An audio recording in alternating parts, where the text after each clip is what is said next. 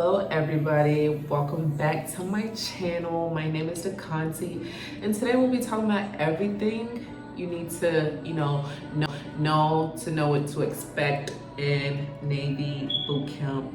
Okay, starting off with me. I've been in the Navy for 2.5 years, almost 3 years.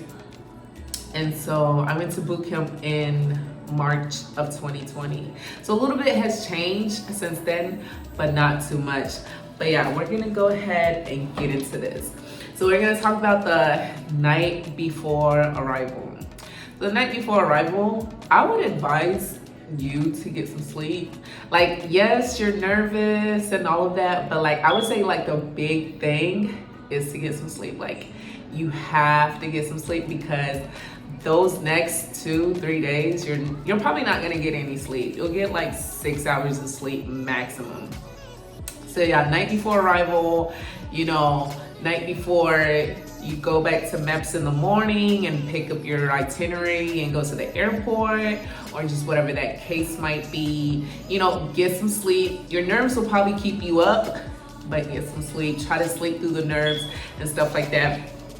Because once you get off that plane, that bus, or just whatever that's supposed to take you to that main area where everybody gets on the actual bus to go to RTC, like the Recruit Training Command, that's it. Like, everything's just go, go, go after that. That bus ride is like, that was like the longest bus ride ever for some reason.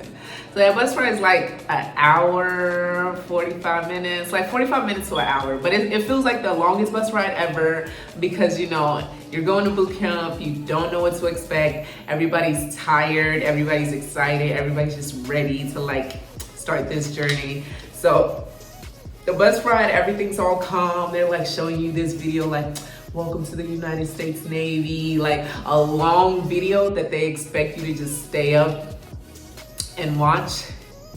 Some people don't. I took a nap. But when you get off that bus, that's when it's crunch time. Crunch time. Like, the RDCs, which is like the Recruit Division Commanders, are all in your face. Like, you have to be on go. And it's not even you that have to be on go. Like, everybody has to be on go or not. Everybody's getting yelled at. Everybody's, going crazy. So be on go, move with the purpose and stuff like that. That would be my thing, because people get off the bus slowly or just whatever, and you don't want like your first approach to boot camp of you to, getting cussed out or getting yelled at. You're gonna get yelled at regardless. So you get off the bus, whatever. You walk in, they put everybody on this straight line. It's so funny. And you have like a minute to make a phone call. Don't be like me, because I think when I had went to boot camp, well, the whole bus ride, I was either on my phone or my phone had died at the airport, because they hold you so long at the airport too. The airport, everybody's at the airport until like at least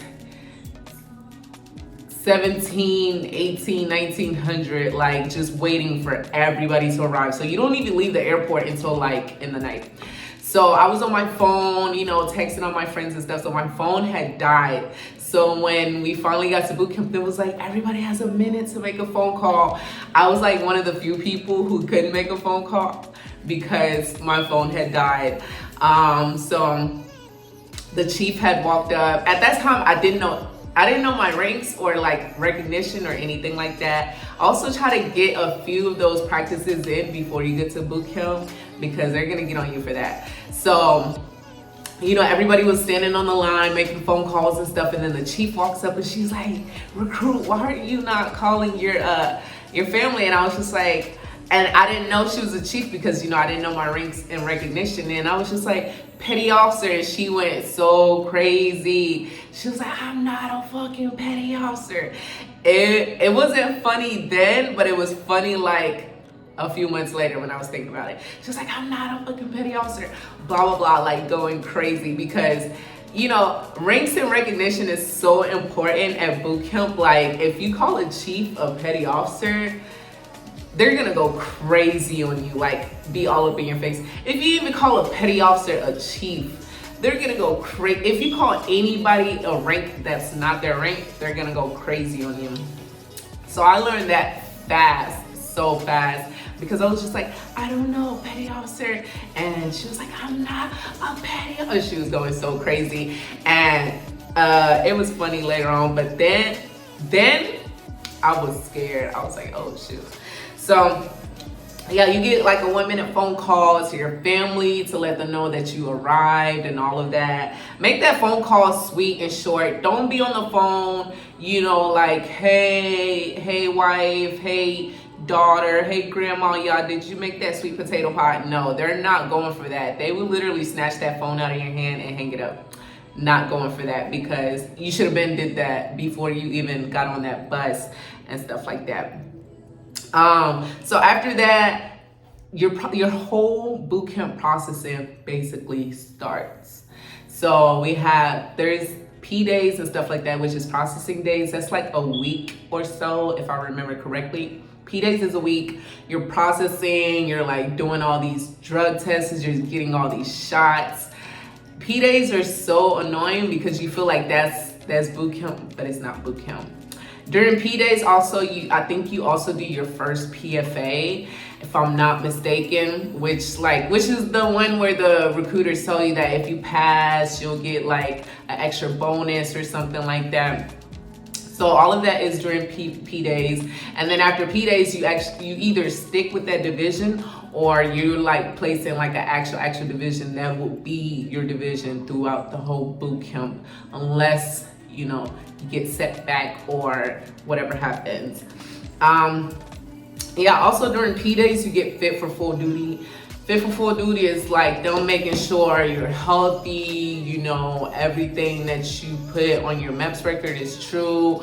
For females, you're not pregnant, because I remember in boot camp, for our P days, this girl literally left within like a week and a half of being at boot camp because she was pregnant and she didn't know she was pregnant. But like they do all these tests and stuff like that can let them know anything that they need to know. So she literally left because she was pregnant. She didn't know she was pregnant. They just showed up one day. Later on, we found out about that she was pregnant. But like, yeah, we was just like, what happened to blah, blah, blah? What happened to blah, blah, blah? And like, the RDCs are not going to tell you and stuff like that. But later on, you know, people start figuring things out. So yeah, she was pregnant. So yeah, for females, they do all of that. They also do a drug test on everybody. If you fail any of that, you're gone within the first week and a half. So that's kind of what P days consist of, because you haven't even started nothing yet either. It's just processing, getting you all set in, you know, whatever. And then fitness, once you get fit for full duty, that's when the fitness comes in. And for fitness, you're gonna do a lot of exercises. They call the exercises beatings, because they you do all these crazy, they're not even crazy, but you're at boot camp, everybody's out of shape and stuff like that, so you feel like it's crazy. But they make you do all these crazy exercises and stuff like that. But that's if your division does something, gets in trouble or whatever. But yeah, you guys do all these extra exercises and stuff like that, and that's basically what the RDCs call beating you. They'll be drop down and give me 50 push-ups, or just however many, whatever they want you to do, until you're tired and can't do nothing else and you got to keep going. And it's that's kind of what they consider beating. Fitness, everybody wakes up every morning and you basically you wake up every morning, there's breakfast, you guys eat breakfast from either at 05:30 or earlier than that. Breakfast. And for fitness, I think we did these long runs at Freedom Hall to get you actually prepared for your initial PFA, because the PFA that you do when you first get to boot camp is kind of like a trial to see where everybody's at. After that, there's the initial PFA that you can get pushed back for if you fail in boot camp. So that's where all the fitness and stuff like that start coming in. Swimming is crazy. If you know how to swim, that's good. If you don't, that's also okay. I was one of the few people that didn't know how to swim at boot camp, and that was it was nerve-wracking, but it was okay. You're gonna get through swimming. If you can't swim, There's like professionals there that literally teach you how to swim like the Navy way, because you can like know how to swim, but there's a different type of swimming that they want you to do, like swimming on your back and floating and stuff like that. So, and there's professionals there, like literally trained swimmers that will help you get through that. And also with swimming, the first time you guys go there, they're gonna make everybody jump off this, like, I think it's like 13-foot stool or whatever, literally at the pool, at the big pool. And even if you don't want to jump, they're gonna push you, because once again, I can't swim. So I was one of those people that was literally shaking, like scared to jump. And he was just like, "Are you gonna jump, recruit?" And I was like, "Oh," and then next thing you know, he pushed me in. So don't be that person that gets pushed in, because once again, all of this is only funny because it's like months, years later. But I was so scared. He was like, "Recruit, jump." And I was just like, "Huh?" And then he was like, "All right." He basically just said, "All right, bet." And then like next thing you knew, I was getting pushed off and I hit the water, and I was like so scared. I was trying to stay up, but they immediately come and get you. But like, so swimming, you know, if you fail your initial swim, it's okay. For swim, you can like go back at least like 8 or 9 times until you pass.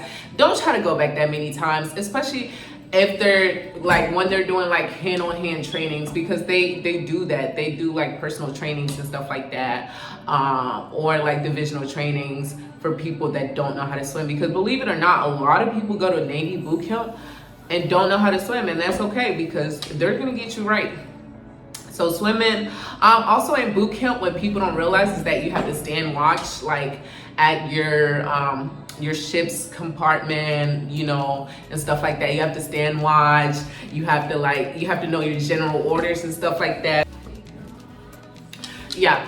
So you have to stand watch, and they want you to know certain terms. And then stand and watch is something that's, you know, if you mess up on, they're gonna beat you. Once again, beating is just like making you do extreme exercises and stuff like that. So if you're standing watch and you mess up on something, they're gonna get you together. Like, you should know your general orders and stuff like that. So there's a watch stander and a rover and stuff like that. But sometimes they'll try to be petty and ask both of you guys a question like, "Recruit, what is your first general order?" Or what is your, you know, also make sure you know your general orders. But yeah, they'll be like, "What is your first general order? Who is the McPon of the United States? And they expect you to know that, because, you know, you're a recruit, you should know that. You're gonna spend a lot of your time studying and learning the naval chain of command, like who is the chief of naval operation, who's the secretary of the Navy, stuff like that. Also try to get that in before you go to boot camp, because that's gonna help you out a lot. If your RDCs can see that you already like have that down pat, you're good, because that's the main thing they try to teach you at boot camp. Also, the whole naval chain of command. Like, if you don't know that, you're in trouble, because anybody can just approach you as a recruit and ask you like, "What is your first general order? Who's the command master chief of recruit training command?" You have to know all of that and stuff like that. So try to get all of that little studying in before you go to boot camp. If not, you're kind of in trouble. But it's not big trouble. Just do a little bit of studying. And also, when you get to boot camp, the first week, like during P days, that's all you guys are doing, like just looking at your little recruit notebooks and stuff like that they give you when you get to boot camp, and also just getting processed in. But mainly just learning that, like, the command master chief, who is the commanding officer of recruit training command, who is the executive officer of recruit training command. You need to know all of that. You have to know all of that. Anybody can ask you at any time. And also, another topic that I'm gonna get into is stress management at boot camp.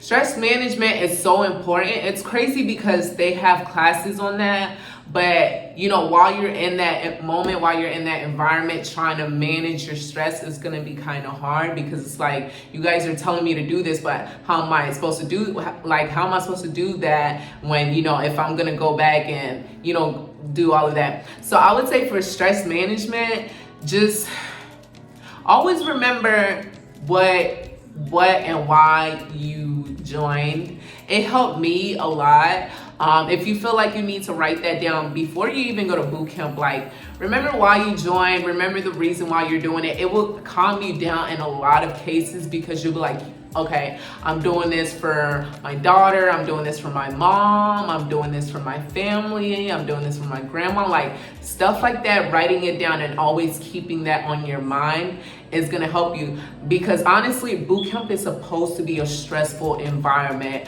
They're trying to break you down to build you back up into this, squared away sailor. So it's gonna be a stressful environment regardless, but I think what helps out the stress is remembering why you join, whether that's, getting out of your hometown to help out family, or just traveling. One of mine was to travel and stuff like that. So remember why you join, always keep that on your mind. If you need to write it down, go ahead and do that, because that helps you a lot when it comes to stress, because you'll find yourself in that space and in that moment and in that time where you're like, why am I even doing this? Like, is this even worth it? Like, because you're so stressed out and stuff like that. But once you remember the main reason why, because sometimes that slip off of a lot of our minds as to why we joined the military and why you sign that contract in stressful moments. So always remember that reason, especially in boot camp, because their main goal is to break you down, especially mentally, and build you back up. And during that, you're gonna feel like you don't want to do it anymore. You're gonna feel like this isn't the reason why I joined, or this is stupid, or this is dumb and stuff like that. But I promise you, it's just them trying to get to you to break you down. You're gonna be okay. Navy boot camp is not that hard. Our boot camp is slightly different from all the other boot camps. It's not that hard. Just always remember your goal. Always remember the reason why you join. And don't talk back to your RDCs, because that's something that's gonna get you jacked up. Don't talk back to your RDCs. It's yes, petty officer, no petty officer. They're gonna explain that to you from the jump, but like, this is stuff you want to be tip top on before you even get there. At least learn your ranks and recognition. When it comes to like the petty officers, it's either a first class or a second class. Either is a petty officer. When it comes to a chief, it's either a senior chief, a chief, or a master chief. You'll rarely meet the master chiefs unless they're doing like divisional whatever's, but it's either always a senior chief or a master chief. Your divisional leading petty officer will probably be a senior chief or a chief, but get your ranks and recognitions right, because that's something that can easily get you, in trouble in boot camp, or get you yelled at and stuff like that. And it's not that hard if you think about it. Like, look at that book that your recruiter gives you or whatever, that you get from your DEP program, that has like the little ranks and recognitions in there, because all you need to know is chief or petty officer. As long as you can tell the difference between those, you're good, because once you know what a chief, the rank and recognition of a chief petty officer, it's easy, because a senior chief, you'll know that, the silver star is right above the gold file anchor with the silver USN. Literally, that's how I remember that from boot camp. It's crazy that I still remember that. But that's how you'll get through that. And they don't like being called ma'ams or sirs. I had to learn that too in boot camp, because I just thought saying like yes ma'am was like so respectful. But they're like, I'm not a ma'am. Like, don't do that, because ma'ams and sirs, when you actually get to the fleet, are the officers. Like, you call them ma'ams and sirs, so they're gonna think you're trying to like joke and call them an officer or something. I don't know. RDTs be going crazy, paid to basically just break you down and build you back up. That's physically, mentally, emotionally. Like, you'll find yourself in a better space after boot camp. That's one thing I can say for sure. Financially, mentally, physically, everything that you join for, you'll start to see that in the end. But in the midst of it, like in the middle of like everything, just always remember why you join. Always remember that main reason, whether it's family, whether it's that significant other in your life, whether it's just, always remember that. That will most definitely help you out with stress management. And yeah, anyways, thank you for coming to my channel. Don't forget to like, comment, and subscribe on this video. And, give me more ideas on what I should do a video on next. And thank you guys.